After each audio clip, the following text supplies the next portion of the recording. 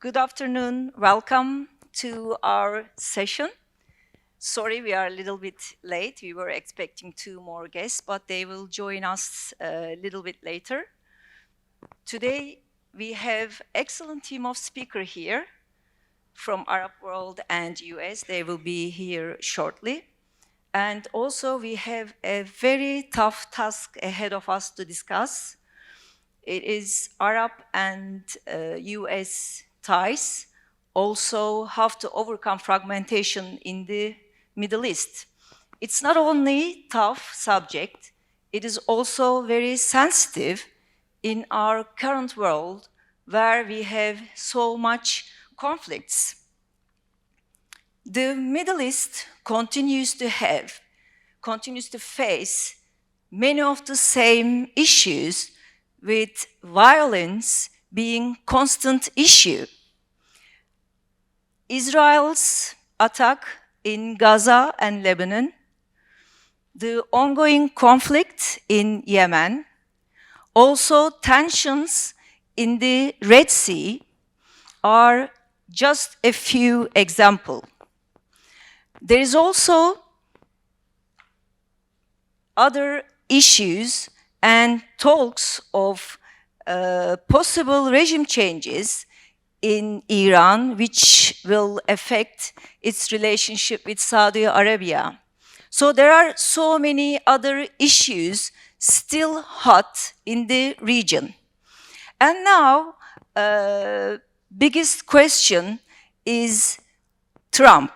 So Trump is coming to the post and the second time on the 20th of January. And how is he going to react and tackle all the matters? Is he going to take different approach, or will it be the business as usual? I like to turn to my speaker and just want to ask my first question to Ramadan, Brussels International Center Director for Research and Human Rights. Ramadan, we are fortunate that you are here with us. How do you see the US role with regard to dispute in the Arab world? Is it constructive, or is it being pushing its own agenda? Thank you. ميرسي ما ريبونس ça va être en arabe. لا أتكلم بالعربي مع الوزير. العلاقات العربية الأمريكية. معظم الدول العربية تصنف كأنها صديقة للولايات المتحدة الأمريكية، والعالم العربي يحتاج دائما لكي يكون قريبا من الولايات المتحدة الأمريكية، وإن كان العالم العربي دائما يعاني من التغيرات بين مواقف الديمقراطيين والجمهوريين فيما يتعلق في قضايا عربية عديدة، ما عدا القضية الأم التي تهم العرب وهي قضية فلسطين. هناك دائما مواقف ديمقراطية وجمهورية مساندة لإسرائيل بدون أخذ بعين الاعتبار الاهتمامات للدول العربية.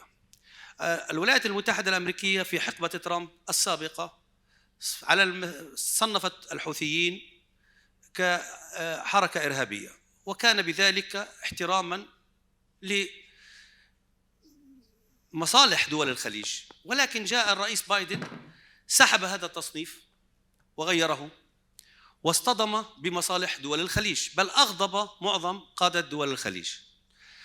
فيما يتعلق في باقي القضايا سوريا العراق، المواقف الأمريكية كانت بين أيدي مسؤولين أقل مستوى، لكن ما حدث منذ أحداث 7 أكتوبر كان أكثر من صدمة للغطاء الأمريكي اللامحدود لجرائم حرب ارتكبت ضد الشعب الفلسطيني في إطار رد إسرائيل على 7 أكتوبر الذي تجاوز بكثير حدود الرد. الوفود العربية توافدت على واشنطن تستجدي وتطالب واشنطن للتدخل. هنا الصدمة الدبلوماسية العربية عندما قامت واشنطن باستخدام حق الفيتو 5 مرات منذ بداية هذه الحرب ضد مشاريع عربية ومشاريع أممية تطالب فقط بوقف إطلاق النار. نعلم جميعاً أن الولايات المتحدة الأمريكية هي الدولة الوحيدة القادرة على وقف هذه الجرائم ووقف الحرب، وهذا مطلب عربي، وخصوصاً من دول عربية كما أسلفت هي صديقة للولايات المتحدة. أعتقد أن على الإدارة الأمريكية القادمة أن تعيد صياغة احترام احتياجات ومصالح الدول العربية، وضع حد للتغول الإسرائيلي في الاستهداف، العودة إلى حل المشكلة الأم الرئيسية، حل القضية الفلسطينية وفق المبدأ المتعارف عليه دولياً، حل الدولتين، القدس الشرقية عاصمة للشعب الفلسطيني، وعملية إعادة صياغة سياسة أمريكية واضحة تعزز الاستقرار في المنطقة. هناك دول فاعلة في المنطقة، هناك جمهورية مصر العربية التي قادت أدواراً مهمة باركها الرئيس بايدن في أثناء وجود معالي الوزير سامح شكري وهو يحضرنا حالاً في الحرب التي كانت في عام 2021 في غزة. هناك دول تستطيع أن تلعب أدواراً، ولكن نتنياهو كان يسيء للإدارة الأمريكية من خلال تجاوزاته، يستفز مشاعر الشعوب العربية، وهذا أمر مهم جداً. لا يجب النظر فقط للسياسة الرسمية العربية. الشعوب العربية التي خرجت بالملايين ترفض هذا العنف، يجب أن تأخذ الولايات المتحدة الأمريكية بعين الاعتبار هذا الحراك الشعبي، لأنه يصعب مهمة صانع القرار في الدول العربية. أعتقد أن الولايات المتحدة الأمريكية بإمكانها إيجاد حلول، ونطالبها الشعوب العربية والأنظمة العربية بأن تعمل على حل النزاعات وليس إدارة النزاعات. وشكرا. Okay. And thank you, Ramadan. Very interesting. And we have here Sameh, former Minister of Foreign Affairs in Egypt. And I would like to hear from him also. Do you agree with Ramadan? And what is your contribution into this question? Thank you. Thank you very much. As moderator, you had requested that maybe we address the audience in English. I don't know what is the consensus among the panelists, English Whatever or Arabic? you love to feel more comfortable. Let me, maybe as a matter of diversity, thereby speak in English. Of course, everything that has been said is quite pertinent to the current situation and the dynamics of American-Arab relationships. But we have to take into consideration the depth of the American footprint in the Middle East. It has strategic relationships with Egypt, with Saudi Arabia, the Gulf states, a special relationship which we won't necessarily elaborate on with Israel. This is dynamics that's both external and internal to the United States, and thereby is maybe more appropriate to deal with in another context. But certainly the role of the United States in the region and in the world is indispensable. It remains the superpower, its military capabilities, its political and economic clout makes it an indispensable partner to the region. To what extent it can contribute, it has been contributing with a little success when it comes to the Palestinian issue over the last several decades, but that does not negate the fact that subsequent administrations have to a degree involved themselves, become entrenched within the difficulties of the Palestinian cause and the considerations pertaining to the special relationships with Israel and the dynamics internally on the Hill related to how subsequent American administrations have been dealing with these issues. The situation has been compounded since October the 7th, and the ensuing scale of violence and the prolongation of the human suffering in Gaza, further compounded by the situation in the Lebanon. But it has been the United States that has brought about the current ceasefire in Lebanon. It has shown resilience and an ability to influence, and here I say influence with a degree of reservation, the Israeli government's perspective I think there were many dynamics related to why the Israeli government decided to go along with the ceasefire. But in any case, it was fundamentally the United States that brokered this deal. So it remains a very effective partner when it has the political will to undertake its responsibility as a superpower, as a permanent member of the Security Council. It's, as was mentioned, veto in the Security Council is a consistent factor of how it has dealt over the decades with the Palestinian issue in the Council. It's total protection of Israeli interests when it comes to the United Nations. But again, that does not negate the fact that from a practical, pragmatic perspective, the Arab states and their bilateral relations and how the US can participate in the stability of the region still is a very pertinent issue that cannot be neglected. And it will be up to the Arab states, both in their individual relationship and then collectively, to be able to forge a healthy relationship with the ensuing Trump administration, one that can bring about mutual benefit. And here it is for the collective will of the Arab states to define what that benefit is and how to obtain it. It will, again, be up to the Arab states to assess the policies of the Trump administrations. Still, there are many questions about the various participants in that administration, their personal convictions, the policies that will be elaborated. There's a continuum, of course, the interagency continuum in the United States, but it has always been subject to a degree of I won't say divergence, but at least a different perspective.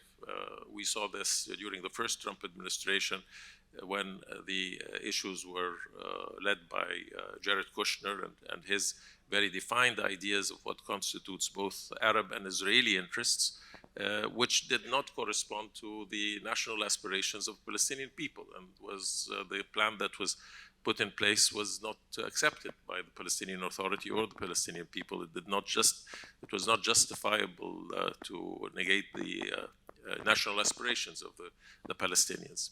So again, there are many open questions. I think we have to wait and see and not speculate on what the administration will or will not do, but again, to recognize that the role of the United States is indispensable in the region, and Arab states will have to forge a relationship of mutual benefit and move ahead for the best interest of the region and their peoples of the region. Thank you. Thank you, Samet. You have spoken. Thank you. You gave us different dynamics of the subject, and I like to talk to Paul. Paul, you are from Middle East Institute, Vice President for International Engagement.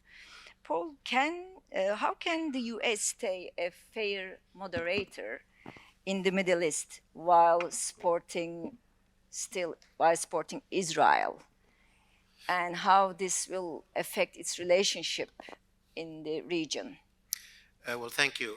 The U.S. is not a fair moderator, never was, and it's certainly clear that it is even less so over time. You'll notice that when Prime Minister Netanyahu went to the U.S. Congress, he got 50 standing ovations. That is more than any president ever got or will ever get. It's been very clear over the past year that U.S. policy towards the Israel-Palestine conflict is really set by Israel, and the U.S. generally follows along.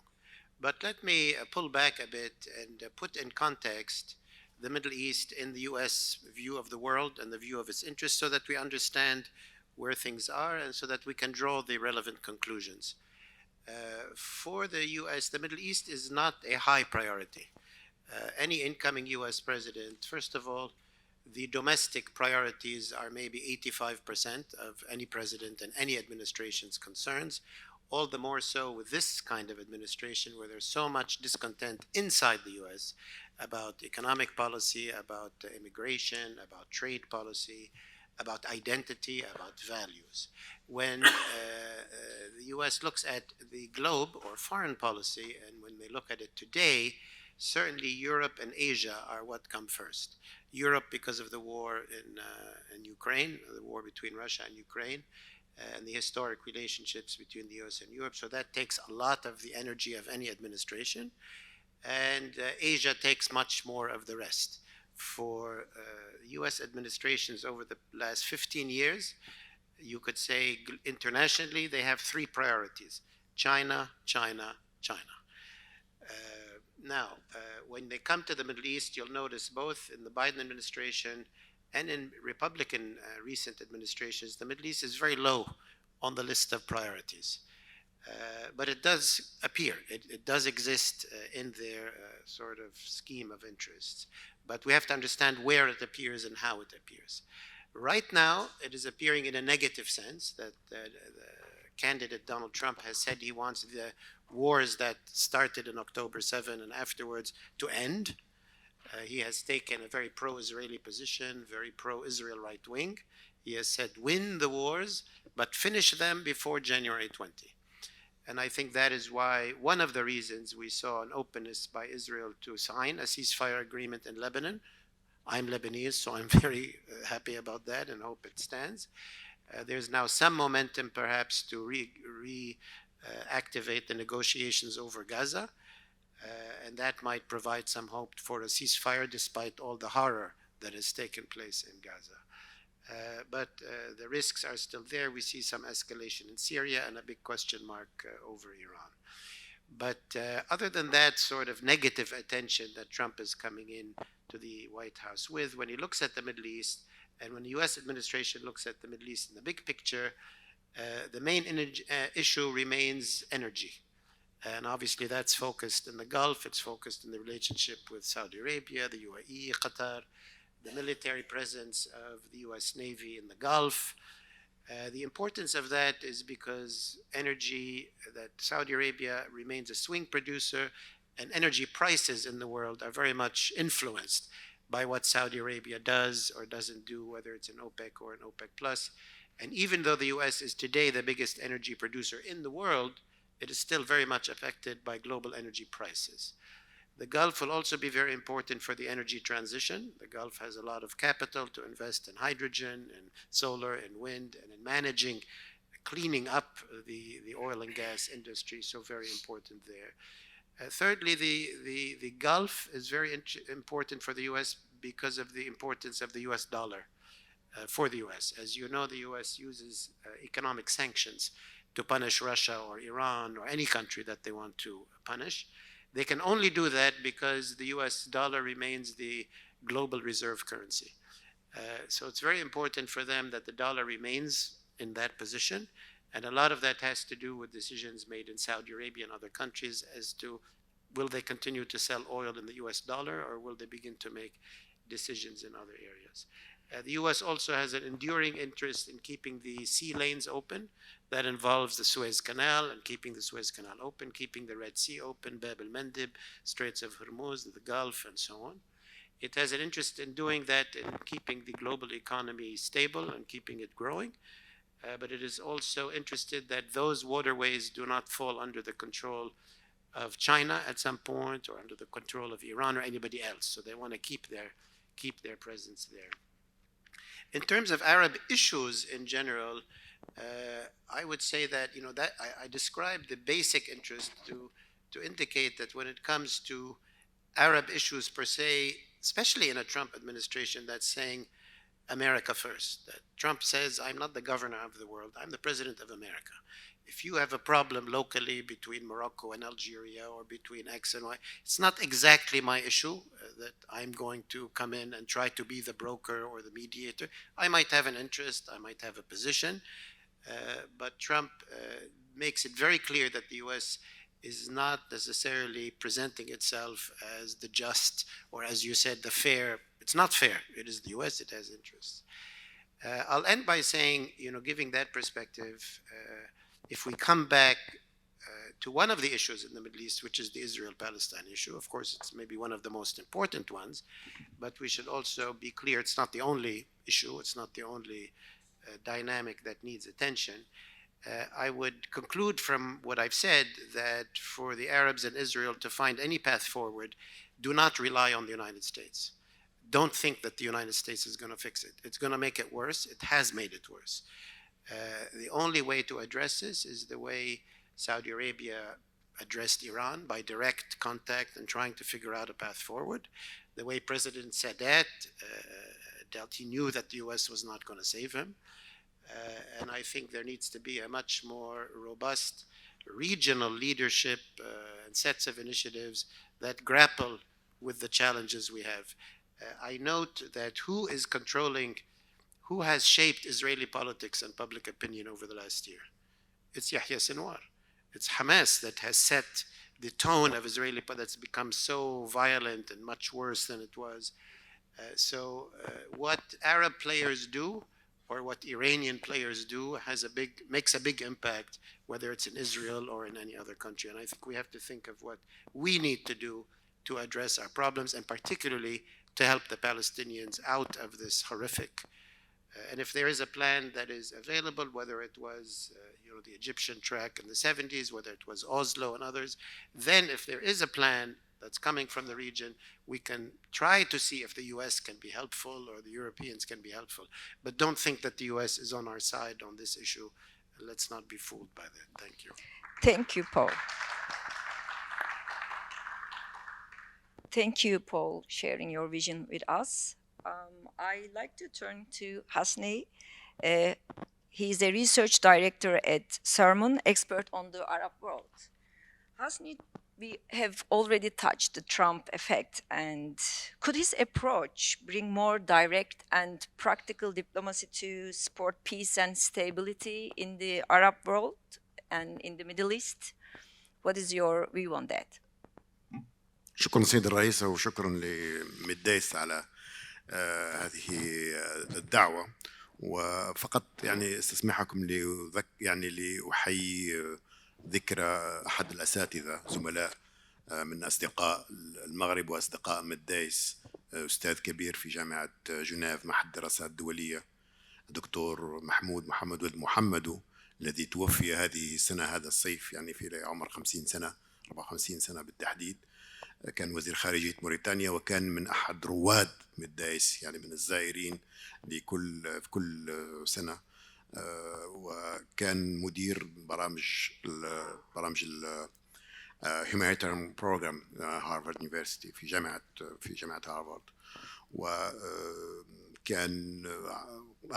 آخر كتاب له تقرير قيم جدا حول ما هي آثار الاستعمار في إفريقيا في المناهج المدرسية في أوروبا. كان تقرير قوي جدا وترك صدمة كبيرة، ولذلك أردت، لأنه كان دائما يأتي معي في نفس الطائرة من جنيف إلى طنجة، وأحيي ذكر هذا الأستاذ الكبير البروفيسور محمد ولد محمد. سأجيب على هذا السؤال في 3 نقاط يعني باختصار شديد. أنا أعتقد النقطة الأولى، في الأسبوع الماضي كان هناك مؤتمر في الSP، أحد المراكز البحثية الكبيرة في أوروبا، في إيطاليا، في روما، وكان إجماع حول كل الحضور حول أن ملامح ترامب هي عدم اليقينية، كما نقول نحن بالفرنسية l'incertitude. النقطة التي تثير الاهتمام هو عدم اليقينية، هي من المفروض هي أصلا خاصة لكل الأنظمة السياسية في أوروبا. يعني الديمقراطية ميزتها هي أنها غير يقينية، لأنها كل مرة تأتي بانتخابات، وبالتالي لا جديد في قضية عدم اليقينية. يجب أن نبحث أكثر لنعرف ما هي في النهاية صفات السياسة الخارجية في عهد ترامب. كلكم وكلنا قرأنا في العلوم السياسية عندما كنا طلبة ما هي السياسة الخارجية الأمريكية. السياسة الخارجية الأمريكية لا تتغير بتغيير الرئيس. ترامب أثبت العكس، أنه لا، السياسة الأمريكية تتغير، واستطاع الرئيس الأمريكي أن يغير السياسة الخارجية من الداخل، في الداخل وفي الخارج. أي أن قضية ثبات السياسة الخارجية في النهاية ليس مقدس داخل السياسة الأمريكية. فأنا أعتقد الكلمة التي يجب أن نحتفظ بها هنا هي قضية قطيعة، أنه تغير الإدارتين يمكن فعلا أن يحدث قطيعة. ما هي المؤشرات؟ التغييرات الكبيرة سواء كان في وزارة الدفاع أو في مستشار الأمن القومي الذين هم فعلا من يعني كمؤشرات علمية لديهم قدرة كبيرة على صناعة القرار. هاي النقطة الأولى. المؤشر الثاني هو أن ترامب 2 ربما سيختلف على ترامب الأول، لكن بعض النقاط في ترامب الأول لن تتغير. النقطة الأولى أن ترامب ترانزاكشنال كما نقول، يعني سياسته تعتمد على المقايضة. هو رجل لا يحب الضعفاء، لا يحب الفقراء، يحب الرؤساء الأقوياء، يحب المقايضة، لديه رغبة كبيرة في أن تكون هناك علاقات مبنية على الأخذ والعطاء. وآخر صفة مهمة جدا في ترامب هي قضية البعد العائلي. يعني جارد كوشنر 4 سنوات وهو مستشار كبير مستشاري الشرق الأوسط، لما طلع من البيت الأبيض الحجم ثروة الصندوق السيادي الذي يديره جارد كوشنر 8 مليار و600 مليون دولار. الزبائن المملكة العربية السعودية، الإمارات، قطر وبعض الدول الخليجية، يعني كل سنة قضاها في البيت الأبيض أخذ عليها 2 مليارين من مساهمات من الدول الخليجية.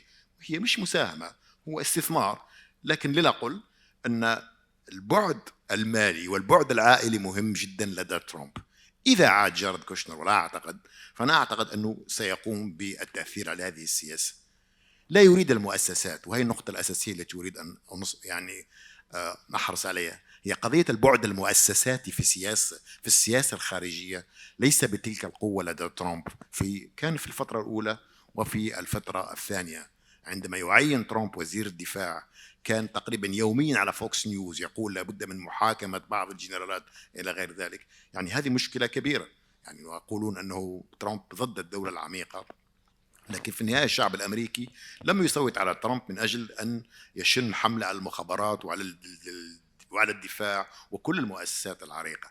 فتبقى قضية عدم الاستقرار. النقطة الثالثة أعتقد، وهي نقطة مهمة جدا، أنه بالنسبة لترامب وهي تهم المنطقة العربية، في أحد ربما آخر لقاءات مع وزير الخارجية الأسبق المصري والأمين العام السابق جنرال عربي عمر موسى، كان حديث، وكنت من القلائل الذي أيد فكرة الدكتور عمر موسى، قضية رابطة الجوار بين الدول العربية وإيران. أنا أعتقد أن الولايات المتحدة الأمريكية وحتى وإيران، يعني كان اجتماع أمس في جنيف حول النووي بحضور كل أمناء وزراء الخارجية للدول ما يسمى بالثلاثة. أمريكا سترغب أو ربما راغبة في علاقة مع إيران. القضية الأساسية هو أنه إيران والولايات المتحدة الأمريكية يمكن أن تكون هناك مقايضة كذلك على مصلحة المنطقة العربية. هذا ربما الأمر الذي يبدو أكثر جليا قبل وصول أو قبل استلام ترامب لاجتماعه السلطة في 20 يناير. اجتماع إيلون ماسك يعني دائما كمؤشر هو مؤشر مهم جدا، أن يجتمع إيلون ماسك بمبعوث من قبل إدارة بايدن مع السفير الإيراني في الولايات المتحدة في نيويورك الذي هو قريب جدا من خامنئي، أمر مهم جدا. أن إيران في النهاية أن ترحب بالاتفاق في لبنان، أمر يعني مؤشر كذلك يمكن أن يفهمنا قضية أساسية، وهي أن إيران الآن وصلت إلى قناعة مفادها بأن حماس وربما حتى حزب الله تكلفة كبيرة جدا على إيران، وأنه من مصلحة إيران أن تعود إلى علاقة مختلفة مع الولايات المتحدة الأمريكية. كيف؟ ترامب جرب ما يسمى ماكسيمال بريشر، يعني انه الضغط الاقصى، لا بريسيون ماكسيمال على ايران. صحيح انه النظام عانى اقتصاديا، لكن لم يسقط النظام في ايران، لم يتخلى في اتفاق النووي على البرامج الباليستيه خاصه الصواريخ، لم يتخلى على سياسته الخارجيه التي كانت احد اسباب انتقادات الجمهوريين وحتى العديد من الدول العربيه في المنطقه. فهو من المؤكد سيعيد التفكير في قضية سياسة الضغط الأقصى، الذي هو كما تعلمون دائما في العقوبات الاقتصادية تفيد دائما الأنظمة الموجودة في السلطة وتضعف الطبقة المتوسطة. رأينا ذلك في السودان، رأينا كذلك قبل ذلك في العراق إلى غير ذلك. حديث كذلك ترامب في الحملة الانتخابية ومن هم قريب من حل قضية أنه ما فيش لا يوجد هناك يعني political change، يعني ربما سيكون هناك تغيير للأداء أو السياسة الخارجية الإيرانية، لكن لا نريد تغيير النظام. والمناسبة حتى الأوروبيين لا يريدون تغيير في النظام الإيراني. يعني كم اجتماع في مجلس العلاقات الخارجية في الاتحاد الأوروبي يقولون إذا كان مشكلة في إيران فأوروبا سهلة ستكون في النهاية ضحية كبيرة، لأنه الدراسات الاستباقية تقول بأن أي حرب أهلية أو ضغط متزايد على النظام الإيراني سيؤدي إلى عشرات الآلاف من النازحين في إيران لدول المنطقة وربما حتى لأوروبا، وبالتالي نحن لا نرغب أصلا في ضغوطات أكبر مما هي عليه الآن على إيران. النقطة الأخيرة وأختم يعني حديثي هنا هو ما هي في النهاية ما هي الأدوات التي يتمتع بها ترامب لهذه السياسة. قلت قطيعة هي عنوان ربما السياسة الخارجية مقارنة مع بايدن، لكن أعتقد أن الأمور ستبقى متعلقة بالتغير على أرض الواقع. ميزة ترامب أنه مرن إلى أقصى درجة. ميزة ترامب الثانية هو أنه يريد فعلا الاعتماد على حلفاء في المنطقة. إذا قام ترامب بأول زيارة له أعاد الكرة إلى المملكة العربية السعودية، سيكون هذا مؤشر قوي جدا على رغبة ترامب بأن يكون هناك حلفاء أقوياء في المنطقة. تذكروا أن أول زيارة لترامب في العهدة الأولى كانت للمملكة العربية السعودية وليس لكندا كما هو التقليد معروف. النقطة الأخيرة هي قضية نجاح ترامب، يجب أن نقول ذلك في قضية الفصل. وكان يؤمن أكثر من بايدن بأنه يجب أن يفصل ما بين غزة، ما يحدث في غزة وما يحدث في لبنان، وهو الذي حدث في النهاية. وربما حتى الإيرانيين لا يريدون أو طلبوا من حزب الله أن لا يزعج أو أن لا يعيق هذا الاتفاق. فقضية كل ملف على حدة لدى ترامب، قضية المقايضة، قضية عدم اليقينية صحيح، ثم قضية البعد، أعتقد البعد المالي والاقتصادي والبعد الأسري مهم جدا في هذه السياسة التي صحيح من الصعب التنبؤ بها، لكن من المؤكد أنها ستشكل قطيعة مع سياسة بايدن في المنطقة. بالنسبة للقضايا العربية يعني لا يمكن في النهاية أن يقدم أكثر تنازلات لإسرائيل مما قدمه أصلا الرئيس السابق بايدن. Thank you, Hasni, for your points. We took careful note of them. And now, welcome. We have two more guests here. So we will give them a chance to just settle down. And I like to turn to Muafak. Muafak is a political and media expert. As also I'm a journalist, I love to ask this question when I come across any journalist. So, Muafak, what role media plays in conflict resolution? Because you travel a lot and you've been many places as a journalist, also as a political expert. So first of all, I'd like to hear from you what media plays a role in the conflict. Sure. Thank you very much for your question, and thank you very much for the panelists. Good to see you, Gina. I won't limit myself to my media role, but I will answer your question because my colleagues on the panel touched upon a lot of ideas. Some of them I agree, some of them I disagree. Some of the thoughts that I was planning to talk about, Dr. Shakri and Dr. Salim So mentioned. we can start with what you want to say first. So I will overlap them and I go straight to, I will eliminate them from my intervention. The media definitely will help shape up the narrative in any conflict. The Arab media have played a major role in the recent conflict because most Arabs nowadays rely on domestic and satellite channels, which is something different from previous conflicts.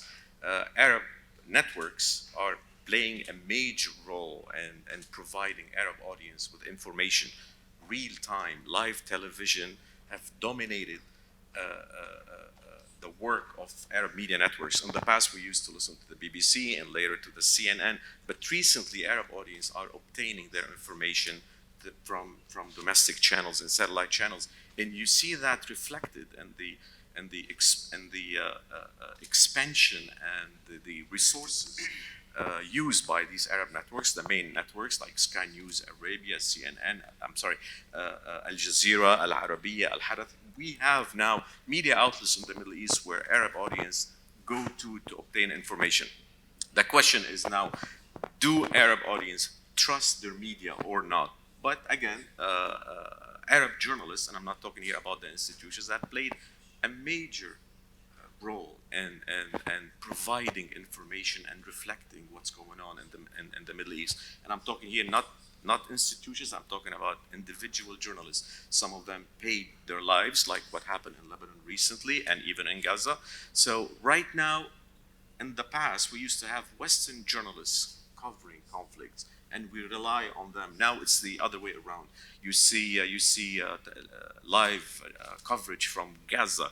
You don't see Western correspondents giving live reports from Gaza. So where they report from then? Not in Gaza. No, probably Western networks decided not to expand and not to use resources, and they're fearing for their lives.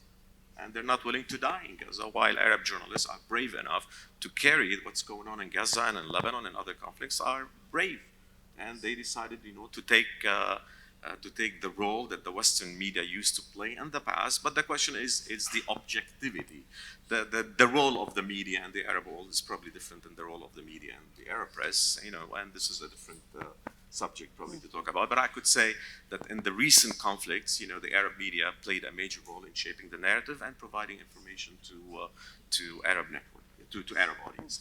And going back to the U.S. and what Mohsen said and Dr. Shukri, I would say the U.S. played and will continue to play a pivotal role in shaping the political dynamic in the Arab world.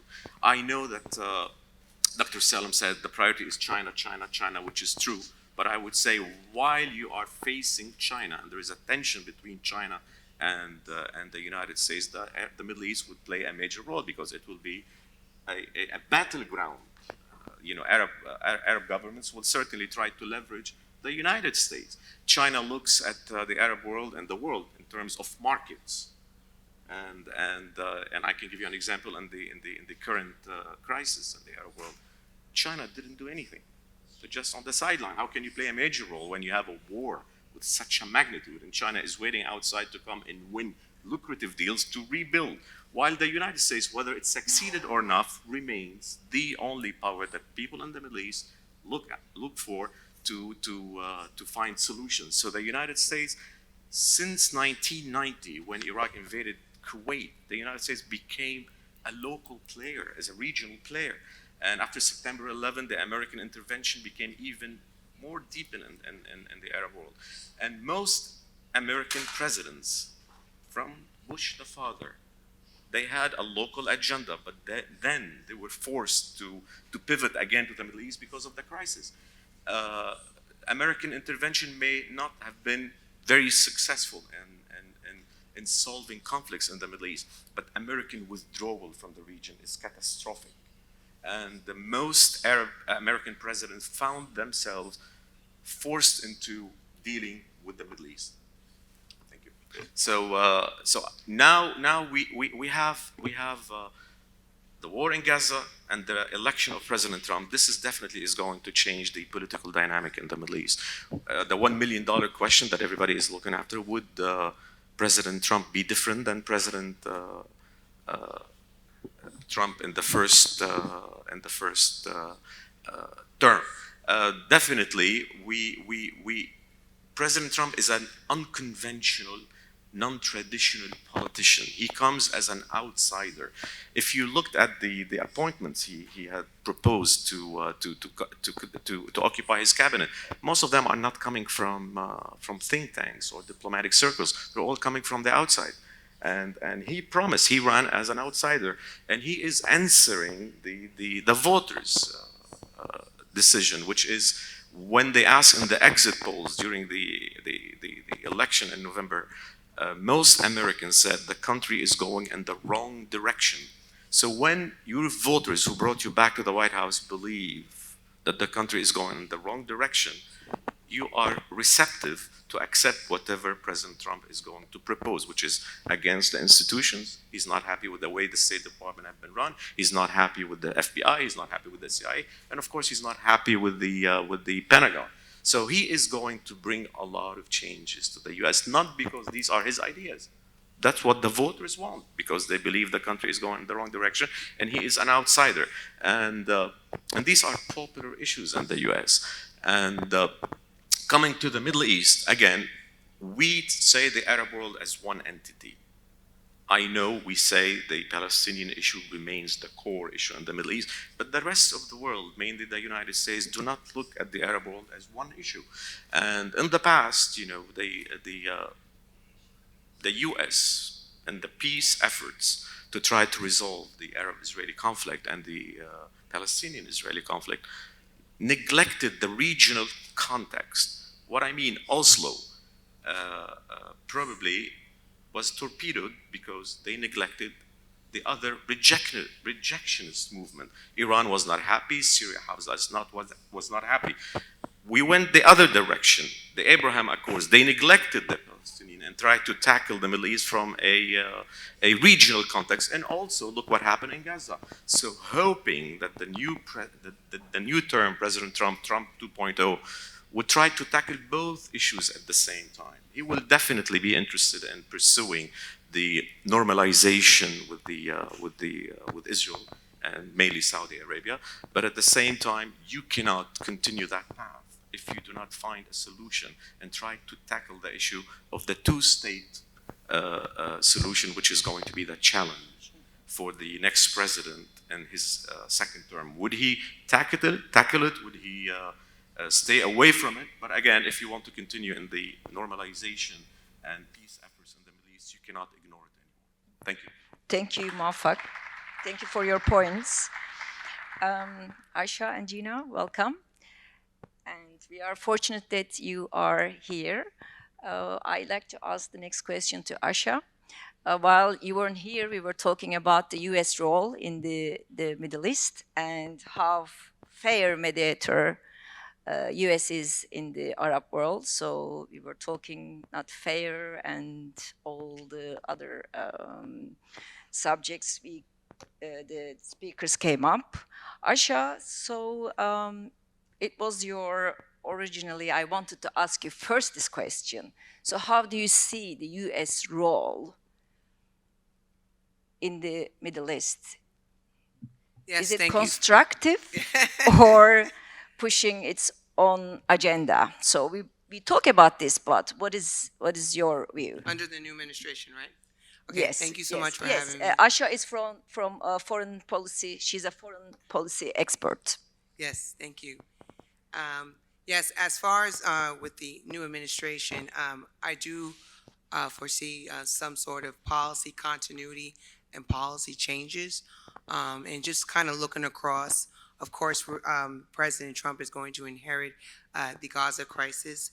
So in my point of view, I think that President Trump is going to move forward with being not necessarily pitching a balance act between trying to work out with some sort of mediation between the Palestinians and the state of Israel, like the Biden administration tried to do. It's going to definitely, I feel, lean more towards the state of Israel as far as providing more and more security assistance.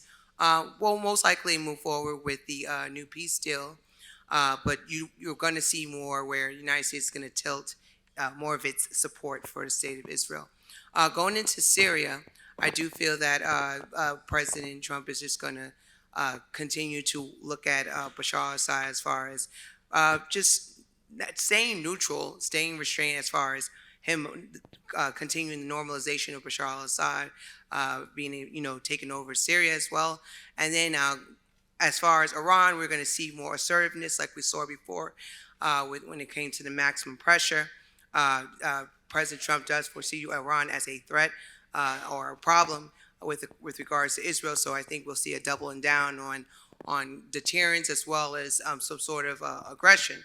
So, and then going along with as far as the GCC, I think you'll see where, like his previous administration, where he's going to definitely restore, or not necessarily restore, but just built on its relationship with Saudi Arabia and the rest of the GCC states. Remember, that was one of his first foreign trips when the first administration opened, when his administration first opened up in 2017. So he'll probably have some sort of stronger relationship with MBS as well as the rest of the GCC, and then also continue to support or lean more towards helping them out in terms of addressing the Yemen issue, being very assertive towards the Al-Houthis, because again, foreseen as a issue linked to Iran. So you're going to see some continuity in terms of from his previous administration as well from the Biden administration. But I do see more assertiveness towards Iran and definitely way more support towards Israel. Thank you, Asha. And I'd like to turn to Gina. Gina is from Middle East Policy Council, former US ambassador. Gina, we were talking about US stay a fair mediator in the Middle East while still supporting Israel. And how does this affect its relationship in the region? So I'd like you to give us your opinion on that too.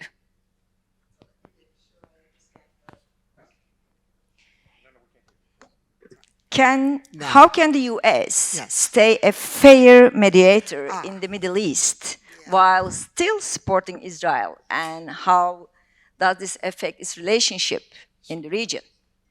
Thank you. Great question. I would begin by asserting that the United States has traditionally not been a fair mediator. That is not the aim. It was something that I explained to ensure that the credibility of US diplomats was maintained when I worked in the Gaza Strip for 3 years. I would tell my Palestinian interlocutors that the United States is on Israel's side. But looking for peace and security and stability for Israel means that we also have to have it for Palestinians.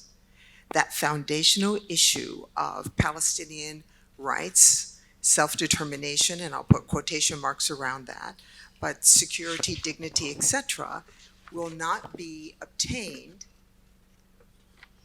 if they do not obtain it. Israel cannot be safe and secure. So that's why I say fair is not, we're on Israel's side. As the previous speakers, and hello everyone, have noted, the United States' view of the region depends on how Israel interacts with them, how they interact with Israel. So we see one set of standards and interactions with Egypt and Jordan, and of course with the new Abraham Accord countries. I know that some here believe that there will be additional emphasis on pursuing the Abraham Accords, but I would argue, and certainly have argued in Washington, that that is going to be very difficult because countries in this region do have to cope with public opinion, different levels of it depending on where you are. It counts for more in Saudi Arabia than perhaps it does in the United Arab Emirates. So we've seen reports recently about Saudi stepping back from pursuing a grand agreement with the United States because public opinion is not supportive of that. And it is going to take some time for Israel, even as this resolves, and we don't know how this is going to resolve, but once it does, to regain a standard where people, not only in the region, but around the world, because it has taken a huge reputational hit. And the United States has taken a reputational hit from the conduct of the war in Gaza. We know governments have to protect their citizens. That's their first responsibility. But as Vice President Harris said, how you do it matters. So reputational harm has been done, and it's going to take time to overcome that, to move forward. I'll pause there. Thank you. If I may, Gina, I'd like to ask you another question, or you mentioned something you want to. Yes. Yeah, I would like to see if we can replace the word fair. Fair. In the past, we used to say we need the U.S. to be an honest broker. I think we need a reality check nowadays. I think Arab leaders, and to a larger extent, the Arab world, should totally forget about the idea of the Of U.S. an honest broker. Of the Yeah. U.S. putting meaningful pressure on Israel. This is something we should take it out of our mind and try to think. I'm going to disagree with that one. But let me finish, please, Gina. Okay, And, all right. and maybe we could say, instead of having a fair broker or a fair player or mediator, maybe we need an effective mediator. The Biden administration tried to be a fair. It failed to convince Arabs, and it failed to reach a solution. So maybe we need a reality check and try to be pragmatic and see what could be achieved, what is achievable nowadays. Because the relationship between, and you know that, Gina, more than I do, that the relationship between the US and Israel is not simply providing Israel with military support. It's financial. And the most important thing is providing support to Israel and the international institutions at the United Nations Security Council resolution. The US will always veto any resolution that may harm or could be seen as harmful to Israel. And again, even in the past, we thought that the U.S. was trying to broker a solution between the Arab and Israeli. It is not true. I personally believe that the U.S. play a role in facilitating, but it depends on who is the prime minister in Israel. Prime Minister Rabin decided to have a peace agreement, and I may use a kind of a word that people may not like it. We rent the White House for the signing agreement. But it was Prime Minister Rabin who wanted to negotiate with the Palestinians and decided to start the Oslo process. So as long as you do not have an Israeli prime minister, and I always use this analogy, the peace process is an American car driven by the Israeli prime minister. But it is an American car, but you need an Israeli prime minister to drive it. Sorry. That's a very painful analogy to say that the Israelis are driving the American car. But Could be made in China. yeah, I mean, I'm very hopeful about the next administration, in all honesty. I believe very strongly that the cultural, religious affinities that President Biden has that prevented him from putting the leverage to bring about the result that he wanted and Americans wanted, which was return of hostages, Hamas not in a position of leadership in the Gaza Strip, which would mean bringing back the Palestinian Authority and providing it with reform and funds and all the other things that governing bodies need, that the president couldn't get beyond the need and his urge and instinct to stand with Israel, right or wrong. I wrote very recently in The Atlantic that he probably is responsible for saving Prime Minister Netanyahu's political legacy at the expense of his own, quite frankly, at the expense of his own. President Trump does not have those feelings about Israel. He is very transactional, and he has already proven the ability to show annoyance or distance from the prime minister. I think the prime minister will have to be very careful with the next administration and next leadership, who will not give him the amount of space to take America along for the ride, even when we don't agree with the direction that the car is going in. So I'm hopeful for the next administration, but I'll be curious as to others.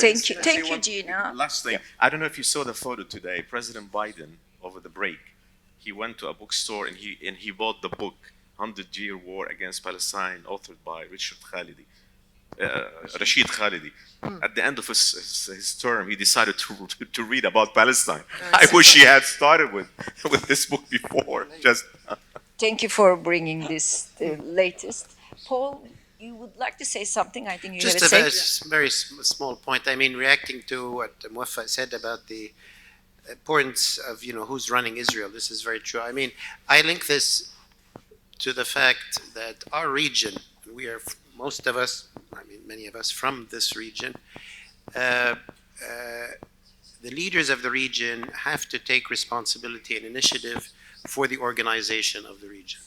That relates to Arab-Iranian relations, Arab-Turkish relations, inter-Arab relations, which are in a very poor state, and Arab-Israeli relations. And Israel as well has to deal with the region per se. The region is become a very mature region in the sense that the states and the economies and the technologies of the region now in 2024, members of the G20, and yet we still have a colonial habit, or maybe it's a religious habit. We look to somebody else to come fix our problems. Please, Washington, come and fix our problem with Iran. Please fix our problem with Israel. I recoil against this attitude of relying on the external. And I think it's a lingering habit of a people that was under colonial rule for some time, but we should get out of it. The Israeli Prime Minister is very much affected by what Arab leaders do. Prime Minister Begin was in no mood to give back the Sinai to Egypt. It is what President Sadat did that changed and impacted. Prime Minister Netanyahu was in the process of annexing the West Bank.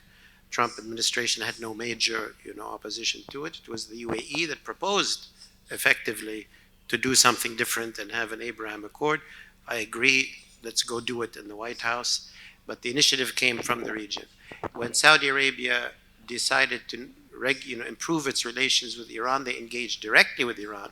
In this case, they rented Beijing to please, could we sign it chez vous? Just to say that as a matter of strategic thinking for the 21st century, to deal with our issues in the region, it's the leaders of the region and the states of the region that have taken the initiative. And to recognize that the Middle East region is the most disordered region in the world. Southeast Asia has ASEAN and its organization. Europe has the EU. We are still in a completely disorganized state, and this is very dangerous, and it enables outside players to play with our interests and to do things. Thank you. Thank you. And Asha, would like to add on something? Yes, thank you so much. I think it's very, very important to note, despite you probably will see resistance from the Trump administration, Middle East policy, what we learned during the Biden administration is that it's becoming more intermistic, where you're seeing where the domestic audience, the American voters, it's playing a part in terms of how they view the presidency. For instance, Vice President Harris, just recently lost the state of Michigan. Why? Because of the fact that we have voters that are very concerned on what they're seeing in terms of Gaza, right? And that's being swayed by social media. And that played a key part. So you're seeing a shift in the American people where before we weren't really able to voice our opinion in terms of this conflict or when it came to Middle East policy at this extent, to now it actually played a part. And I think moving forward, we have to take that into context because that's going to shape the role of the presidency. You might see more resistance in terms of the Trump administration, right, when they start to see a whole bunch of protests happening throughout the country. But it's very important to note that it's shifting in the United States, and I think that's going to definitely play a part in shaping our policy moving forward. Thank you, Asha. We have just a couple of minutes left, and Ramadan would like to add something. Yes, please. Je parle en arabe toujours.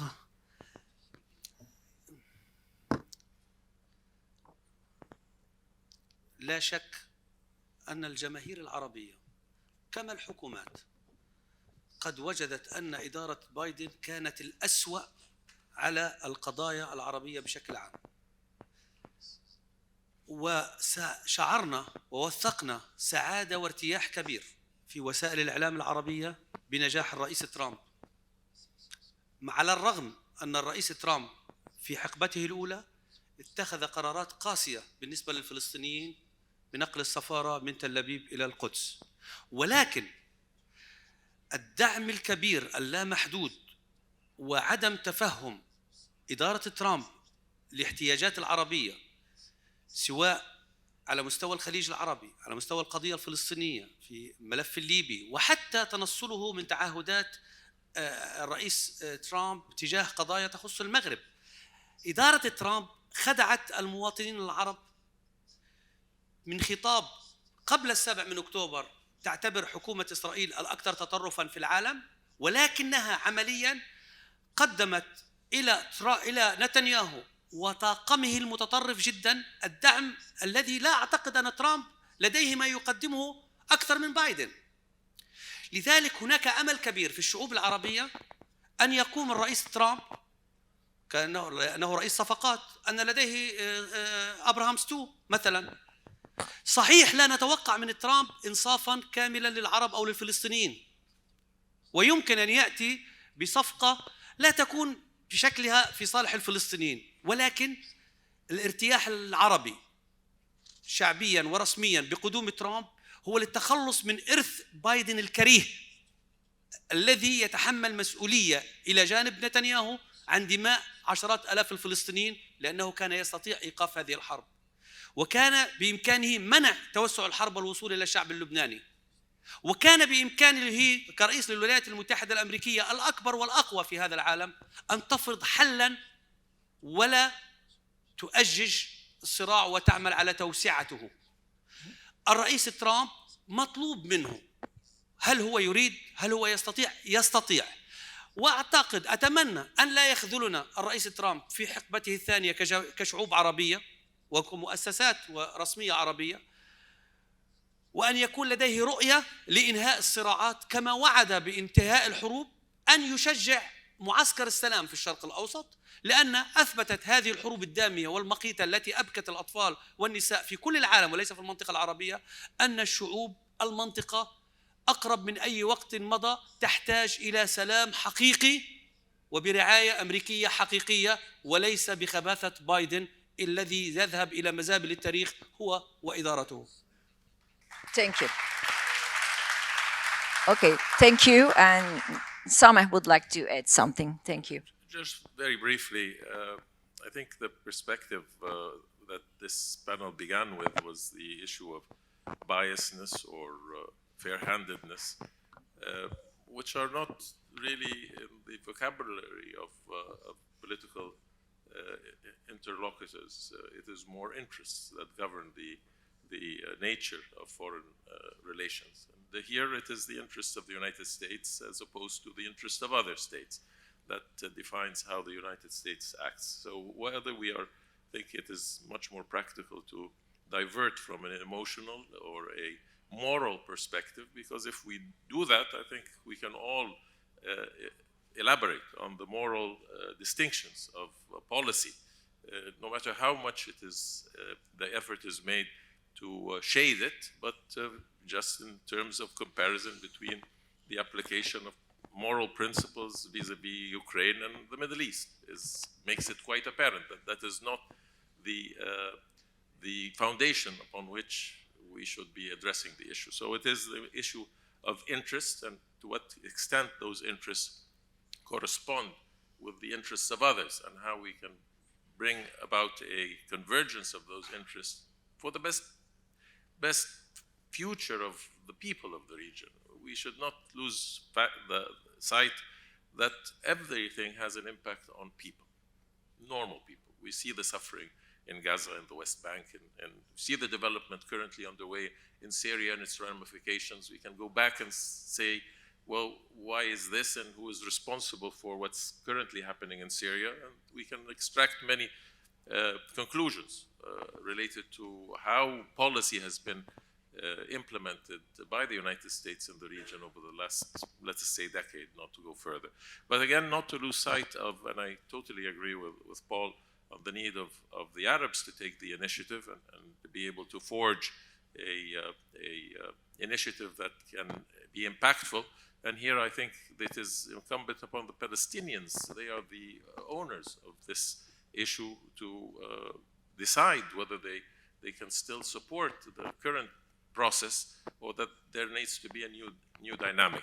So we have to, I think, address this from all perspectives, but also not lose track, and I'm not going to go as far as saying that the US policy is driven by the Israeli Prime Minister. I think I alluded in the beginning that the special relationship that exists is multifaceted between the United States and Israel for local as well as for international reasons. But it's important also to address the issue of the last 20 to 30 years and the direction of the Israeli public opinion, where it is today, and to what extent there's a political will, not only within Israeli governance, but within the Israeli public, to absorb the context of the resolution of the conflict. There might be a perspective of a resolution on a totally different grounds than maybe what we in the region envisage, and we have to take that into account as well, or else we are not practical and are, again, providing the opportunity for more erosion. When erosion leads to conflict, and conflict will lead to more human suffering. Thank you. Thank you. And we came to the end of our meeting. All in all, it has been a rich discussion. Of course, we have some disagreement and also very constructive suggestions. So thank you for coming and listening. Thank you, our speakers. It was wonderful. And the audience, also the organizer for this timely event. Thank you. And have a wonderful day in this beautiful city. Thank you.